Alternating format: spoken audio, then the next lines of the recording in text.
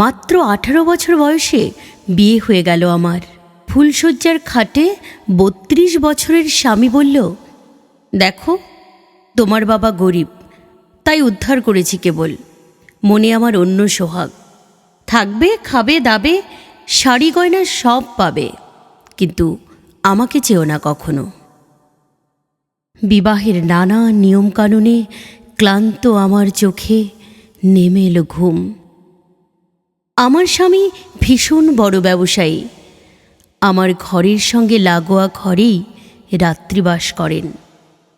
আমি ঠাকুর শাশুড়ির বেঁধে দেওয়া খোপায় ফুল লাগিয়ে বিছানায় বসে থাকি একা। দিন 10 পরে আমি তোমাকে পেলাম হঠাৎ, জানো। আমার ছোট দেওর এসে আমার হাতে গীতবিতান দিয়ে বলল, বৌদি নাও, এ তোমার উপহার।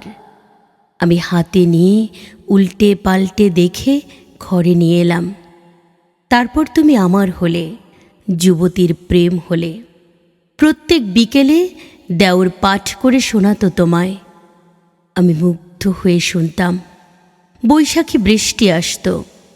আমার সমবয়সী দেওর ওর দুহাত দিয়ে আড়াল করত আমায়। তারপর সকালে তোমার গান দিয়ে ধুইয়ে দিত আমার দু চোখ। আমি একদিন ওকে জড়িয়ে ধরি আমার অবশ মূর্ছনায়। ও আমার ওর খোলা বুকে আশ্রয় দেয় সেই প্রথম। ঠোঁটে ভিজিয়ে দেয় তোমার কবিতা, তোমার গান, তোমার প্রেম, প্রকৃতি, পূজা।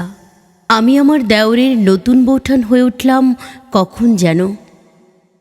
আমার স্বামীর ব্যস্ততা বাড়তে বাড়তে আমার সঙ্গে দেখা সাক্ষাৎও কম হয়ে গেল। শাশুড়ি, ঠাকুর শাশুড়ি আমাকে গঞ্জনা দিতে শুরু করল। দেওরের অন্যত্র বিবাহ পাকা হয়ে গেল কয়েক মাসের মধ্যেই। একলা ছাদের বৃষ্টি মাখতে মাখতে যখন কান্না বুনতে ব্যস্ত আমি ভীষণ, আমার দেওর এসে আমার দু চোখ চেপে তোমাকে শোনালো শেষবারের মতো, মাতিয়া যখন উঠেছে পরাণ, কিসের আধার, কিসের পাষাণ। আমি অভিমানে মুখ লুকিয়ে ফেলি ওর বিপরীতে। সেই খোলা বুক, ভিজে ঠোঁট, উদাত্ত কণ্ঠের আবৃত্তি মিলিয়ে গেল প্রচণ্ড বজ্রপাতের শব্দে।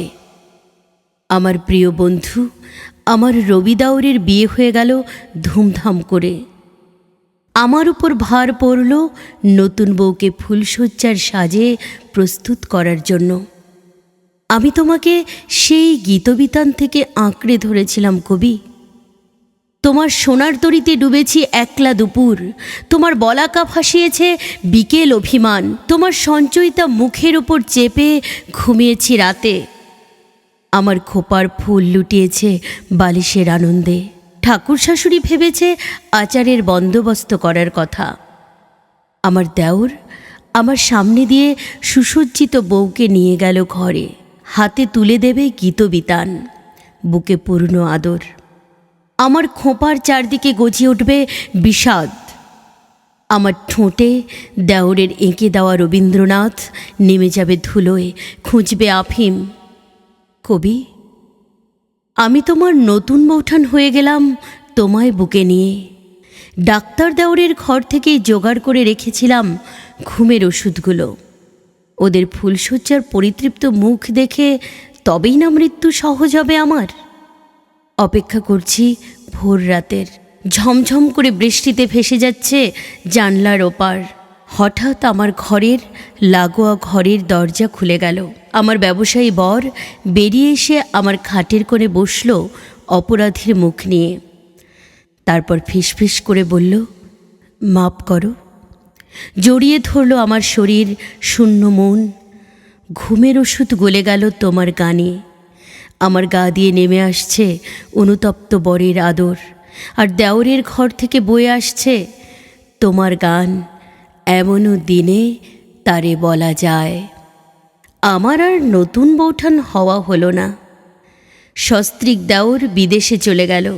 আমার বর সোহাগ যাপনে আমার কালো মুখখানা আদর করে তুলে ধরে গাইল, কৃষ্ণকলি আমি তারেই বলি, কালো তারে বলে গাঁয়ের লোক।